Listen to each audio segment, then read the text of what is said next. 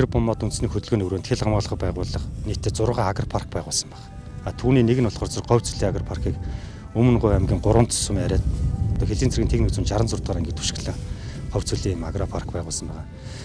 Тэн дээр тариалсан нэг настай заг модны тарьцыг хийшин шилжүүлэх ажиллагаа өнөөдөр явагдаж байна. Бид нар бол энэ 5 толгойтой хамтрах төслийн хүрээнд нийтдээ Өмнө Говь аймгийн 3 сумд Далан Гадалбаа дээр 56 мянган цаг модыг энэ 24 онд тариалахаар гэрээнд тусгасан байгаа. Гэрээний хэрэгжилтийг хангаад өнөөдөр энэ намрын тариал дээр эхэлж байна. Манайх 10 газарт 8100 цагийн суулгацыг тариалж байна.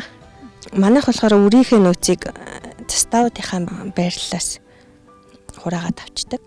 Хэл хамгаалах байгууллагаас энэ тэрбум мод үндэсний хөтөлбөр ногоон хорим хөдөлгөөний хүрээнд хэлчээ ахмадуудаа бас энэ чиглэлээр сургаж дадлагшуулаад анхны мэддэхүүнийг өгөөд ингээд одоо 4 жилийн өмнө биднийг бас энэ тэрбум үндэсний хөдөлгөөнд оролцож бай гэсэн чиглэлтэй бид нар тэгээд манай ахмадын хороо тэр цаг үеэс буюу 4 жилийн өмнөөс эхлээл анги байгууллагатай тодорхой хэмжээний багахан ч гэсэн мод үржүүлгийн газар байгууллаа.